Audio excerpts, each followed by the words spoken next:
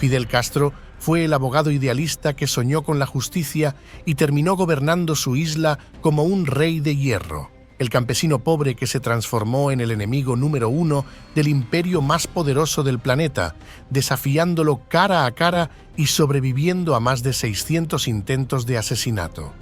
Un hombre capaz de provocar pasiones extremas. Para algunos, un salvador carismático que llevó salud y educación a los más olvidados. Para otros, un tirano implacable que asfixió las libertades y el futuro económico de su nación en nombre de una revolución eterna. Detrás de la espesa barba, el uniforme verde oliva y el habano siempre encendido, existía una voluntad obsesiva, una mente forjada en la confrontación y el poder. Esta es la historia de una obsesión que alteró el destino de un país y empujó al mundo al borde de una guerra nuclear. El comandante Fidel Castro Ruz. Fidel Alejandro Castro Ruz, nacido el 13 de agosto de 1926 en la aldea de Virán, Cuba, trascendió su origen familiar, al ser hijo fuera del matrimonio de un inmigrante gallego con una empleada doméstica de ascendencia canaria para forjar un destino definido por una faceta rebelde, antiimperialista y de mando, dimensiones esenciales para poder entenderlo. Su formación en colegios católicos y posteriormente en Derecho en la Universidad de La Habana fueron el recipiente en que fue depositando los elementos necesarios para forjar su conciencia política. Allí se involucró en el activismo estudiantil y experimentó de primera mano la violencia y corrupción del período republicano, especialmente durante la administración de Ramón Grau. Al integrarse al Partido Ortodoxo, liderado por Eduardo Chivás, consolidó una firme postura anticorrupción. Sin embargo, fue la represión política y la profunda desigualdad social, en una isla donde el crecimiento económico coexistía con abismales contrastes entre la opulencia urbana y la miseria rural, lo que terminó por radicalizar su pensamiento. Eventos como su participación en una fallida expedición contra Rafael Leónidas Trujillo en 1947 y su vivencia del Bogotazo en Colombia un año después, donde se vio envuelto en disturbios populares, resultaron decisivos. Al regresar, estaba convencido de que los problemas de Cuba no eran simples excesos gubernamentales, sino consecuencias estructurales del capitalismo y de la dependencia extranjera. Tras graduarse como abogado en 1950, su frustrado intento de ejercer un bufete para ayudar a los pobres evidenció la insuficiencia de la vía legal dentro del sistema. La persecución y la violencia institucional lo llevaron a la clandestinidad, primero en el campo y luego en Estados Unidos. Tras el suicidio de Chivás, se consideró a sí mismo su heredero político y aspiró a postularse al Congreso en las elecciones de junio de 1952. Sin embargo, los dirigentes veteranos del partido, recelosos de su reputación radical, se negaron a nominarlo. En su lugar, lo encauzaron hacia la Cámara de Representantes, respaldado por militantes de los distritos más pobres de La Habana, desde donde inició su campaña. Durante su campaña, se reunió con Fulgencio Batista, el expresidente que había regresado a la política con el Partido de Acción Unitaria. Este último le ofreció un puesto en su administración si triunfaba, y si bien ambos se oponían al entonces gobierno de Carlos Prío Socarrás, su encuentro no pasó de un intercambio cortés. 3 meses antes de los comicios, Batista tomó el poder vía golpe militar, mientras el mandatario depuesto huía a México. Autoproclamándose presidente, el golpista canceló las elecciones en las que era improbable que triunfara, describiendo su nuevo sistema como democracia disciplinada. Era el eufemismo para ocultar la suspensión de la Constitución, la disolución del Congreso y la imposición de una ley marcial gobernando por decreto. Para legitimar su régimen, el nuevo mandatario convocó un consejo consultivo de 80 miembros provenientes de élites económicas como sustituto de la supervisión legislativa, solidificando vínculos tanto con la élite adinerada como con Estados Unidos, en tanto que suprimía la oposición, censuraba la prensa y ejercía control sobre universidades y sindicatos. Y si bien la prosperidad económica no cesó en estos años, la corrupción impregnó su administración, con un extendido enriquecimiento personal y favoritismo hacia compinches y aliados militares. Estos últimos participaron en extorsión y lucro, lo que socavó la lealtad de las tropas y la eficacia operativa. Igualmente, la tolerancia de las altas autoridades hacia el crimen organizado, particularmente figuras de la mafia estadounidense, facilitó la expansión desmandada del juego y el vicio en los casinos de La Habana, generando ingresos ilícitos canalizados a círculos internos. En todo caso, Castro se vio privado de la posibilidad de ser electo en aquel proceso electoral descartado y, al igual que muchos otros, consideró que Fulgencio era un dictador. Decidido a oponérsele, presentó varios casos legales contra el gobierno, pero estos no llegaron a nada, por lo que comenzó a considerar alternativas más drásticas para derrocarlo. Así, el 26 de julio de 1953, lideró aproximadamente a 120 rebeldes en un asalto al cuartel Moncada en Santiago de Cuba, la segunda guarnición más grande del Ejército Nacional, como parte de un plan para apoderarse de armas e iniciar un levantamiento nacional. Un ataque simultáneo más pequeño se dirigió a la guarnición Carlos Manuel de Céspedes, en Bayamo. Eso sí, ambas operaciones fracasaron debido a la mala coordinación, la inexperiencia de los insurgentes y la rápida respuesta de las fuerzas de Batista. El asalto principal resultó en varias decenas de muertes rebeldes y solo 24 soldados perecieron. Él y su hermano, Raúl Castro Ruz, evitaron la captura inmediata, pero se entregaron el 1 de agosto. En el juicio subsiguiente, él actuó como su propio defensor, pronunciando un discurso de 4 horas, en el que expuso agravios contra el golpe de Estado del 52 y justificó el ataque como una necesidad revolucionaria. En cuanto a mí, sé que la cárcel será dura como no la ha sido nunca para nadie, preñada de amenazas, de ruin y cobarde ensañamiento, pero no la temo, como no temo la furia del tirano miserable que arrancó la vida a 70 hermanos míos. Condenadme, no importa, la historia me absolverá. Fueron sus palabras de cierre en uno de los discursos considerados fundacionales de su movimiento. Sí, a pesar de su evidente ambigüedad ideológica, en él enmarcó sus acciones como defensa patriótica de la soberanía cubana contra el régimen de turno, evitando una ideología marxista explícita para ampliar su atractivo y convirtiéndolo en una figura revolucionaria unificadora. Porque no se puede negar que su personalidad combinaba carisma magnético, seguridad extrema y convicción obstinada. Como esas palabras demuestran, tenía el verbo encendido, una oratoria hipnótica y un valor personal demostrado. Perfiles psiquiátricos lo etiquetaron como un agitador, con una comunicación muy intuitiva que operaba a través de discursos teatrales y prolongados, fusionando pasión, humor y furia antiimperialista. En todo caso, recibió una sentencia de 15 años junto con Raúl y otros sobrevivientes, y fue encarcelado en la isla de Pinos. A pesar de sus condenas, cumplieron solo unos 22 meses enjaulados, pues fueron liberados bajo una amnistía general para presos políticos concedida por el presidente Batista. Una vez libre, partió a Ciudad de México el 7 de julio de 1955, entrando en el exilio para evadir otro arresto y, sobre todo, reorganizarse en el Movimiento 26 de Julio, nombrado por la fecha del primer ataque, enfatizando la lucha armada contra el régimen a través de tácticas guerrilleras. Entre los nuevos reclutas estaba un médico argentino, Ernesto Che Guevara. Además, se encontraba su hermano Raúl, el carismático Camilo Cienfuegos, el dirigente estudiantil y maestro Frank País García, y otros tantos. El manifiesto interno delineaba objetivos que incluían la redistribución de tierras, la nacionalización de servicios públicos y reformas administrativas, aunque estos se presentaron como medidas anticorrupción en lugar de políticas socialistas. Finalizado el año próximo, un yate que habían comprado llamado Granma partió con ellos a bordo de Tuxpan, Veracruz, navegando un viaje tormentoso de 7 días marcado por mareos, fallas en el motor y fuerte escasez de comida y agua. El grupo desembarcó cerca de un manglar en Las Coloradas, pero las señales de radio alertaron a las fuerzas de Batista, lo que llevó a una rápida respuesta militar. El ejército los emboscó desorganizados y desnutridos en los días siguientes, matando o capturando a la mayoría.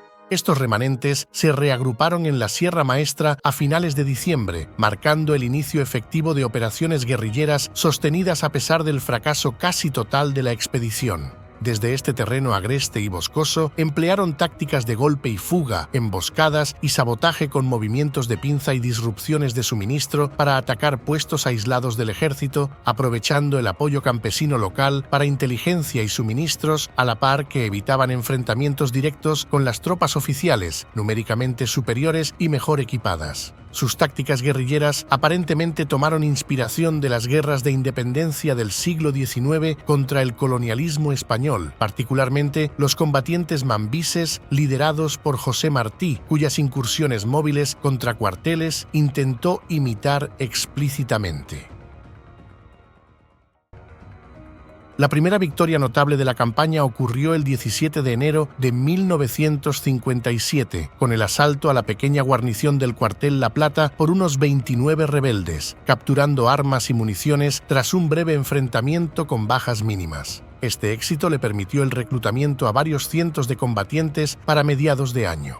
En respuesta, Batista inició la Operación Verano a fines de mayo del año entrante, comprometiendo aproximadamente 10.000 soldados apoyados por unidades aéreas y navales para cercar y eliminar los bastiones de la Sierra Maestra.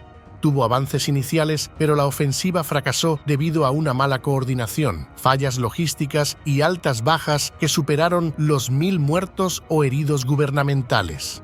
De hecho, para principios de agosto, las fuerzas de Fulgencio se retiraron, sin haber logrado desalojar a los insurgentes, lo que impulsó el ímpetu de la revolución, permitiéndole a Fidel desplegar un estimado de 300 combatientes centrales en la sierra mientras coordinaba con frentes en expansión en otros lugares. La resistencia urbana, por su parte, realizó sabotajes, asesinatos e intentos de alzamientos para socavar el régimen desde la propia capital, Santiago y otras ciudades. Buscaban complementar las operaciones rurales, perturbando líneas de suministro, organizando huelgas y atacando a funcionarios, pero enfrentaban el aparato estatal superior a través de policía, inteligencia militar e informantes.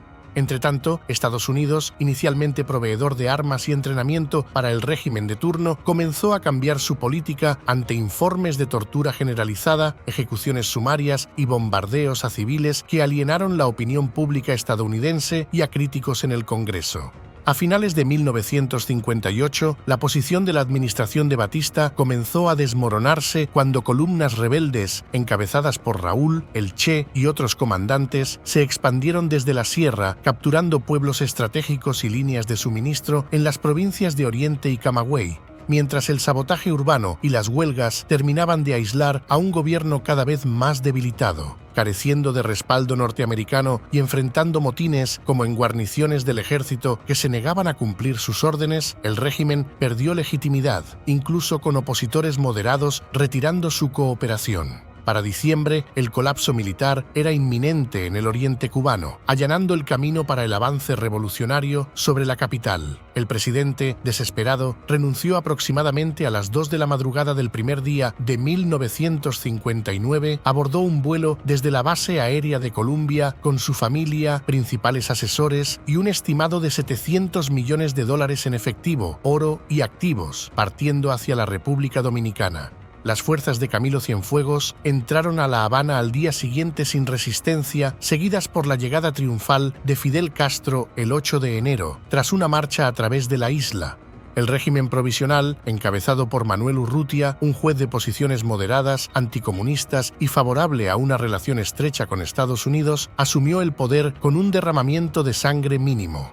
Fidel, por su lado, ejerció gran influencia sobre ese gobierno. Se aseguró de que implementara políticas para reducir la corrupción y combatir el analfabetismo, excluyendo a los funcionarios de regímenes anteriores. Luego, presionó para que se prohibieran los partidos, afirmando repetidamente que en algún punto se celebrarían elecciones multipartidistas. Aunque negó ante la prensa sus preferencias ideológicas, comenzó a reunirse clandestinamente con miembros del Partido Socialista Popular para discutir la creación de un Estado socialista. En respuesta al clamor popular que exigía llevar ante la justicia a los responsables, ayudó a organizar numerosos juicios, resultando en cientos de ejecuciones. Entretanto, aclamado por muchos en toda Latinoamérica, viajó a Venezuela y se reunió con el recién posesionado presidente Rómulo Betancourt, solicitando sin éxito un préstamo y un nuevo acuerdo para el petróleo venezolano. Al regresar a su país, estalló una discusión entre él y altos funcionarios por haber dejado a miles de personas sin empleo al cerrar casinos y burdeles. Como resultado, el primer ministro José Miró Cardona renunció, se exilió y se unió al movimiento anticastrista. El nuevo jefe de gobierno sería él mismo, y una de sus primeras acciones fue la expropiación de casinos y propiedades de reconocidos mafiosos italoamericanos, apoderándose de millones en efectivo. Igualmente, comenzó a ser llamado el Comandante, por su rol dirigente y por su influencia en el sector castrense en medio del poder. El seudónimo trataba de proyectar su imagen como revolucionario perpetuo, frecuentemente asociado con sus uniformes de estilo militar durante manifestaciones masivas. Básicamente, se convirtió en una referencia estándar entre partidarios y por la misma época en una particular visita a Washington en la que el presidente Dwight Eisenhower se negó a recibirlo, sino que envió al vicepresidente Richard Nixon. Este último se atrevería a describirlo en estos términos: lo único de lo que podemos estar seguros es que Castro posee esas cualidades indefinibles que lo convirtieron en un líder. Independientemente de lo que pensemos de él, será un factor clave en el desarrollo de Cuba y muy posiblemente en los asuntos latinoamericanos en general. Parece sincero, o bien es increíblemente ingenuo respecto al comunismo, o bien está bajo estricta disciplina comunista. Sus ideas sobre cómo dirigir un gobierno o una economía son menos desarrolladas que las de casi cualquier figura mundial que haya conocido en 50 países. Pero sabe cómo liderar, no nos queda más remedio que al menos intentar orientarlo en la dirección correcta. Mientras tanto, él continuaba con las políticas colectivistas, promulgó la primera reforma agraria, nacionalizó las plantaciones que eran propiedad de inversionistas estadounidenses, confiscó propiedades que anteriormente pertenecían a connacionales adinerados que habían huido y nacionalizó la producción azucarera y la refinación de petróleo.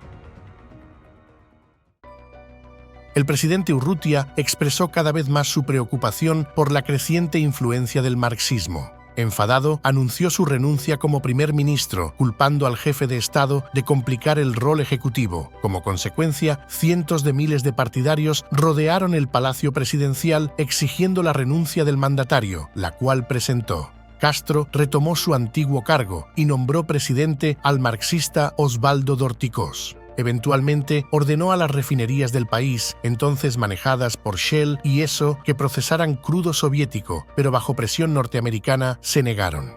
Él respondió expropiando y nacionalizando las refinerías y la superpotencia americana canceló su importación de azúcar cubano, lo que provocó que nacionalizaran los activos estadounidenses en la isla. Durante un discurso del 1 de mayo en 1960, anunció que todas las elecciones futuras serían canceladas y que en su lugar habría una democracia directa, alegando que los sistemas democráticos representativos servían a los intereses de las élites socioeconómicas.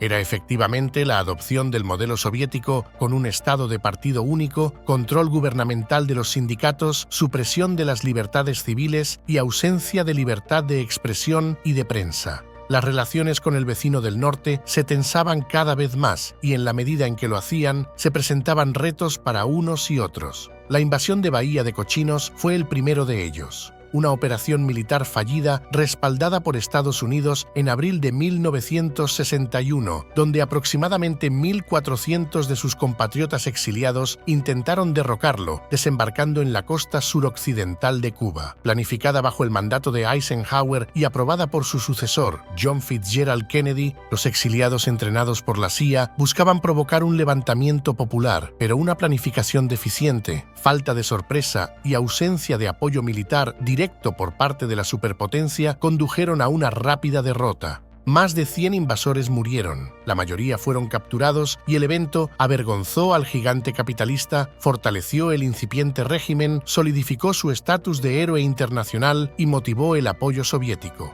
Tanto así que se atrevió a definir ideológicamente las cosas desde entonces, abandonando su característica ambigüedad. Lo que los imperialistas no nos perdonan es que hayamos hecho una revolución socialista ante sus narices. Desde entonces, su marco ideológico fusionó el marxismo-leninismo con el nacionalismo cubano, planteando una continuidad entre el pensamiento de José Martí y los principios revolucionarios. Se hizo crítico de las desviaciones como el maoísmo y el eurocomunismo para salvaguardar la alineación con los principios soviéticos, afirmando su autonomía. Así escalaban las tensiones de la Guerra Fría hacia el segundo de los retos, la crisis de los misiles, ocurrida un año más tarde. Este fue un roce de 13 días entre Estados Unidos y la Unión Soviética del 16 al 28 de octubre. Fue el punto más cercano a una guerra nuclear durante toda la Guerra Fría, desencadenado por el despliegue soviético de misiles nucleares en su isla. surgió de los temores estadounidenses tras el fiasco de Bahía de Cochinos, lo que llevó al premier soviético Nikita Jrushchov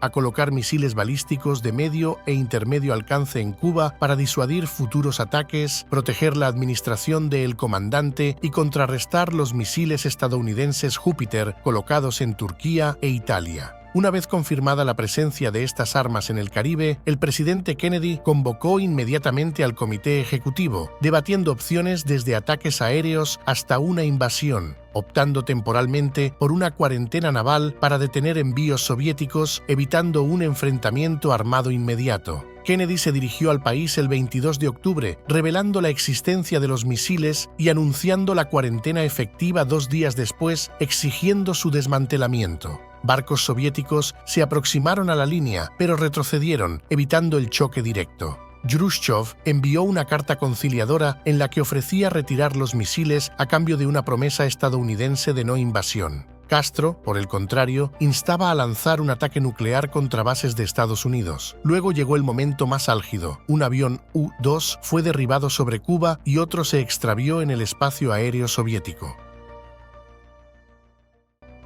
El Comité Ejecutivo enfrentó llamados agresivos para ataques aéreos y al unísono una segunda carta de Jrushchov exigía la remoción de misiles en Turquía. El fiscal general Robert Kennedy aseguró en secreto al embajador soviético Anatoly Dobrinin la futura retirada de los Júpiter, en detrimento de que las fuerzas estadounidenses estuvieran preparando una invasión. Finalmente, el 28 de octubre, Jrushchov acordó públicamente retirar los misiles a cambio de la promesa de no invasión. La vigilancia estadounidense verificó el desmantelamiento para noviembre. En secreto, Kennedy se comprometió a retirar los Júpiter de Turquía para abril próximo y Estados Unidos levantó la cuarentena. No fue poca cosa lo que Castro indirectamente ocasionó. La línea directa entre Estados Unidos y la Unión Soviética, el tratado de prohibición parcial de ensayos nucleares y un reconocimiento mutuo por parte de las dos superpotencias de esferas de influencia. Y muy especialmente pudo ocasionar la mutua destrucción asegurada de ambas. Este comentario de su biógrafo, Peter Bourne, lo resume bien. No había duda sobre quiénes habían vencido. La estatura de Cuba en el mundo se elevó a nuevas alturas y el papel de Fidel como líder adorado y reverenciado entre el pueblo cubano recibió un renovado impulso. Su popularidad creció como nunca. En su mente había logrado lo que generaciones de cubanos solo habían fantaseado. Se había enfrentado a Estados Unidos y había ganado. Y si bien el comandante se sintió traicionado por sus socios euroasiáticos, sí aseguró que lo protegieran, permitiéndole centrarse en la consolidación doméstica y la influencia internacional durante los próximos años. No todo podía ser guerras ni misiles, en consonancia con su perfil revolucionario, al priorizar la movilización masiva, la equidad antiimperialista y la elevación dirigida por el Estado para la clase trabajadora y los campesinos, logró una alfabetización generalizada y estableció sistemas universales gratuitos de educación y salud. En consecuencia, mejoró la esperanza de vida y se redujo la mortalidad infantil, ubicando al país insular en la cima de los indicadores latinoamericanos a pesar del embargo estadounidense. Del mismo modo, más de 800 viviendas mensuales combatieron la falta de hogar, 1.000 kilómetros de carreteras y 300 millones de dólares en proyectos de agua abordaban el abandono rural. Llegado 1963, falleció su madre, siendo la última vez que su vida privada fue reportada por la prensa local. También hay que decir que se produjo una temprana oleada de emigración, ya que profesionales, intelectuales y ciudadanos de clase media, temerosos de represalias y conformismo ideológico, huyeron a Estados Unidos, engrosando la comunidad de exiliados en Florida. Más de 100.000 personas emigraron en esos primeros años, privando a la isla de trabajadores cualificados, y el régimen exigía juramentos de lealtad a empleados públicos y educadores. Igualmente, instalaciones como la Fortaleza de la Cabaña se reutilizaron para la detención indefinida y las ejecuciones sumarias de presuntos contrarrevolucionarios. Ernesto Che Guevara supervisó sus operaciones hasta mediados de la década y la documentación sobre derechos humanos indica que el número total de presos políticos había aumentado a entre 15.000 y 20.000, incluyendo intelectuales, clérigos y presuntos simpatizantes de grupos anticastristas, a menudo detenidos sin cargos ni juicio formal. Por esa misma época se introdujeron las unidades militares de ayuda a la producción, una red de campos de trabajos forzados que funcionó pocos años, diseñada para rehabilitar a personas consideradas socialmente improductivas o ideológicamente poco fiables, entre ellas homosexuales, creyentes religiosos, objetores de conciencia al servicio militar y disidentes menores. Hasta 40.000 personas pasaron por estos campos, donde los reclusos soportaban labores agrícolas extenuantes, raciones mínimas, maltrato físico y sesiones de adoctrinamiento bajo supervisión militar. Les hacían compañía los comités de defensa de la revolución, una red de grupos de vigilancia vecinal para detectar y denunciar actividades disidentes. Todo se iba centralizando bajo el Partido Comunista.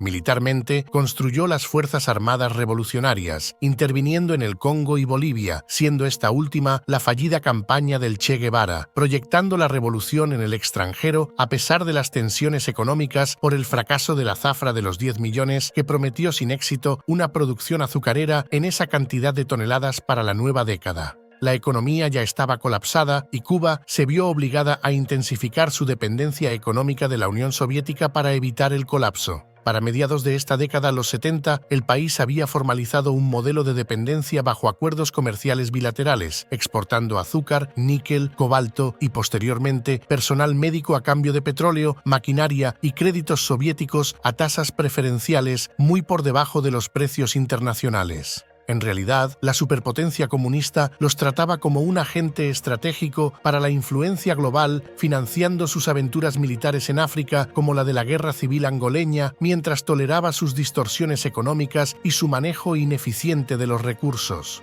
A cambio, La Habana brindó lealtad e intentó exportar su proceso político, pero este salvavidas perpetuó el estancamiento y fomentó la corrupción en las empresas estatales.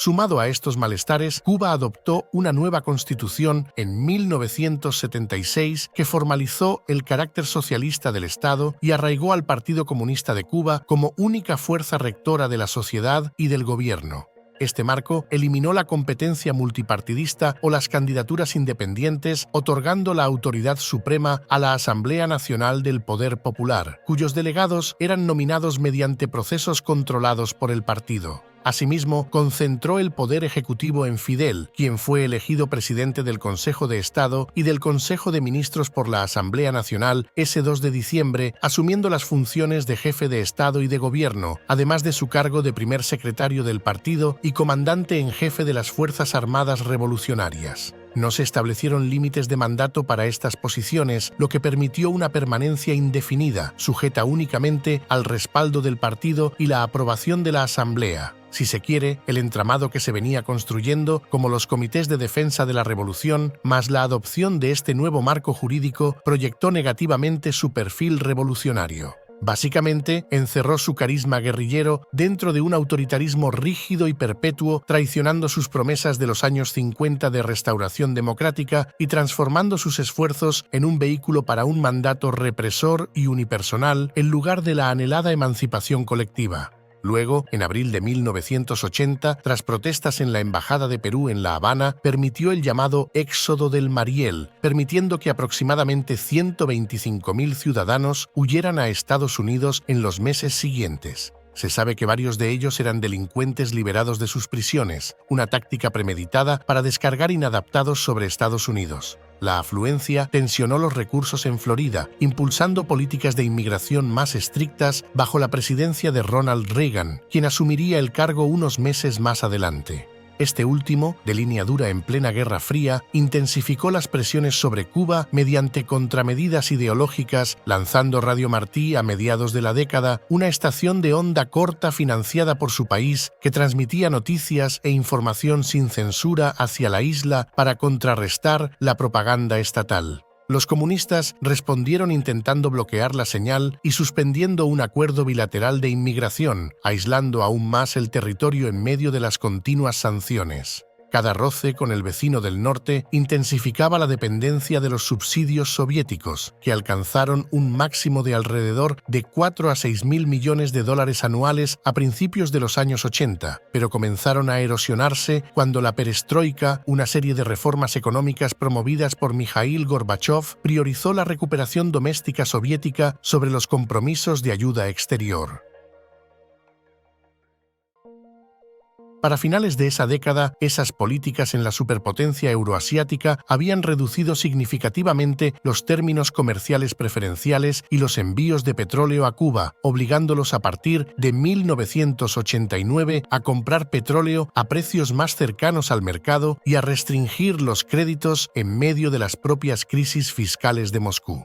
Motivado a ello, el comandante no solo rechazó la liberalización soviética, sino que en su propio territorio comenzó la escasez de productos, filas prolongadas y un descenso en la calidad de vida, mientras las posturas de Gorbachov disolvían la cohesión del bloque socialista. Igualmente, las áreas rurales padecieron falta de combustible, afectando la agricultura. En las ciudades, el deterioro de la vivienda y los apagones eléctricos se hicieron comunes. Los salarios estatales, bajos y equiparables a unos escasos dólares en el mercado negro, ocultaban un desempleo latente. Los mercados ilícitos florecieron, mostrando una desigualdad creciente que contradecía abiertamente el discurso oficial igualitario. La dieta calórica se mantuvo, pero su calidad se empobreció. Por otro lado, Castro orquestó el juicio y ejecución del general Arnaldo Ochoa Sánchez, un héroe militar condecorado de las intervenciones en África, junto a 3 asociados a mediados de ese mismo año por presunto tráfico de drogas y corrupción, cargos ampliamente interpretados como pretextos para eliminar a un rival potencial en medio de la creciente paranoia. Y los problemas macro y microeconómicos se reflejaron en la nueva década. El Producto Interno Bruto se contrajo cerca de un 3% en 1990 y hasta un 25% al año siguiente, mientras las importaciones se desplomaban alrededor de un 40% a medida que la ayuda soviética se evaporaba, exponiendo la fragilidad estructural de la economía sostenida durante décadas por el clientelismo externo en lugar de una productividad viable. Ese 1991 ve la disolución de la Unión Soviética, el final de la Guerra Fría y el consiguiente periodo especial de severa crisis económica en la isla, caracterizado por escasez de combustible, alimentos y medicinas, con el Producto Interno Bruto contrayéndose más de un tercio en alrededor de 3 años. Los apagones energéticos duraban hasta 20 horas diarias, deteniendo fábricas, hogares e incluso ventiladores en pleno calor caribeño. Aunado a las carencias de combustible que inutilizaron casi la mitad de los autobuses de La Habana y eliminaron los servicios de taxi. Las raciones alimenticias se redujeron drásticamente. El pan, por ejemplo, se permitía a solo 80 gramos por persona diariamente, lo que condujo a un hambre generalizada, pérdida de peso y desnutrición. No hubo sueldos que frenaran la hambruna, promediaban entre 7 y 15 dólares mensuales, insuficientes para lo básico, impulsando la dependencia de bueyes para arar, agricultura orgánica y más de 700.000 bicicletas chinas importadas para transporte.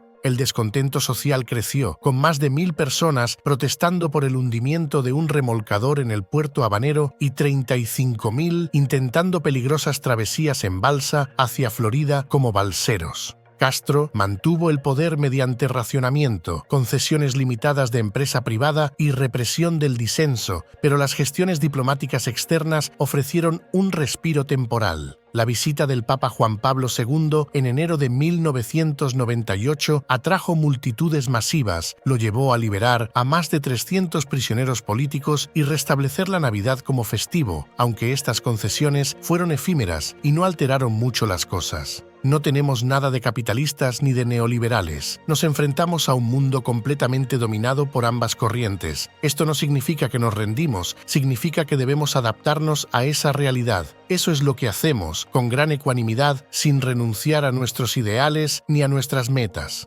Les pido que confíen en lo que hace el gobierno y el partido. Defendemos, hasta la última gota, las ideas, principios y objetivos socialistas, manifestaba en defensa de las medidas de austeridad. Sobre esto hay que señalar dos cosas. La primera es la corrupción. Era más rampante que lo habitual, pues el robo generalizado a empresas estatales, el soborno por bienes escasos y los privilegios de la élite configuraron un sistema cleptocrático que minó el igualitarismo revolucionario. La segunda es que el propio Fidel disfrutaba de lujos como alimentos importados, vehículos de alta gama y retiros en islas privadas, mientras la población padecía hambre, contradiciendo su imagen ascética. El líder residía en palacios fortificados y organizaba cumbres con reservas de champán. Su farmacia personal contenía medicamentos importados que eran negados a hospitales públicos. Familiares accedían a tiendas especiales con productos inalcanzables para la ciudadanía.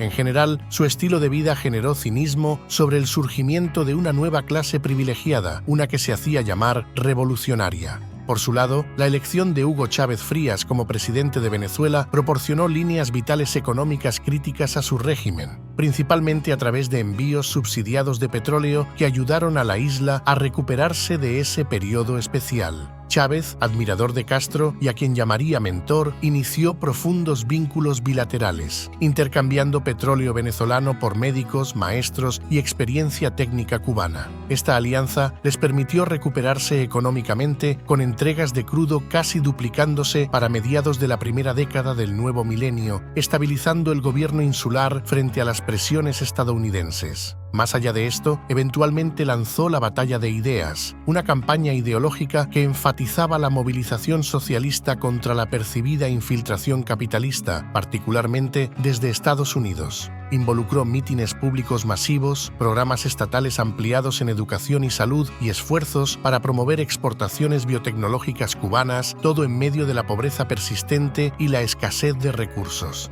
Parecía una época un poco mejor para él. Mantenía su posición interna con represión severa, como las detenciones de la Primavera Negra de marzo de 2003, cuando fuerzas de seguridad estatales arrestaron a 75 activistas, periodistas y bibliotecarios durante 3 días, acusándolos de colaborar con intereses estadounidenses en medio de políticas endurecidas de Washington. Los juicios resultaron en sentencias que promediaron 18 años, realizados bajo leyes que criminalizaban la financiación extranjera no autorizada y la propaganda enemiga. Observadores internacionales, incluida Amnistía Internacional, documentaron fallas procesales y confesiones forzadas. Asimismo, Chávez galvanizó a la izquierda latinoamericana, inspirando una marea rosa de victorias izquierdistas que incluyeron a Luiz Inácio Lula da Silva en Brasil, Néstor Kirchner en Argentina, Evo Morales en Bolivia y Rafael Correa en Ecuador. Todos estaban unidos contra el neoliberalismo respaldado por Estados Unidos. Básicamente, su revolución ya no estaba sola en el continente. Su alianza promovió bloques regionales como el ALBA como alternativas a los pactos de libre comercio liderados por Washington, enfatizando soberanía, justicia social y antiglobalización, con Chávez emulando modelos cubanos como los comités comunitarios en sus círculos bolivarianos. No obstante, a mediados de 2006, el gobierno anunció que Fidel Castro había experimentado problemas intestinales con sangrado sostenido, requiriendo cirugía de emergencia por complicaciones de diverticulitis, incluyendo una perforación del intestino grueso.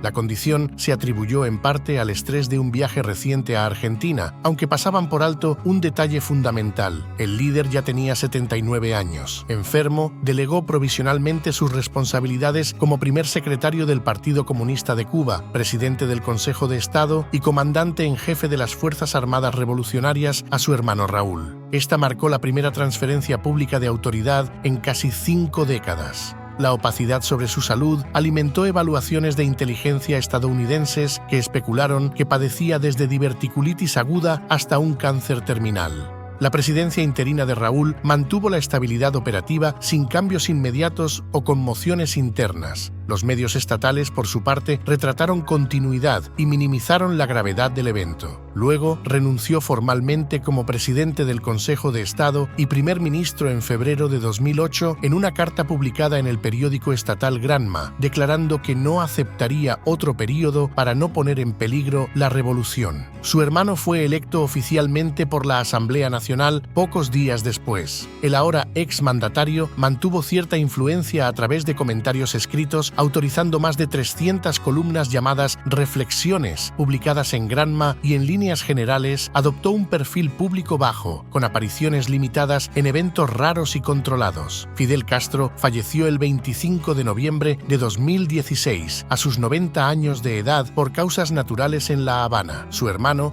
el presidente Raúl, anunció la muerte en televisión estatal esa noche, declarando 9 días de duelo nacional. Su cuerpo fue cremado poco después y sus cenizas, colocadas en una urna, embarcaron en un viaje en convoy de 4 días desde La Habana hasta Santiago de Cuba, atrayendo multitudes de simpatizantes a lo largo de la ruta de aproximadamente 1000 kilómetros. Las cenizas fueron inhumadas el 4 de diciembre en una ceremonia privada en el cementerio Santa Ifigenia en Santiago, cerca del mausoleo de José Martí. Con el paso del tiempo, la figura de Fidel Castro quedó asociada a la persistencia de un proyecto revolucionario que sobrevivió a la Guerra Fría, al colapso soviético y a décadas de aislamiento. Su liderazgo se sostuvo más por la capacidad de resistir y reinventar el discurso que por transformaciones estructurales profundas, cerrando un ciclo histórico marcado por la confrontación ideológica y la supervivencia política en un mundo cambiante.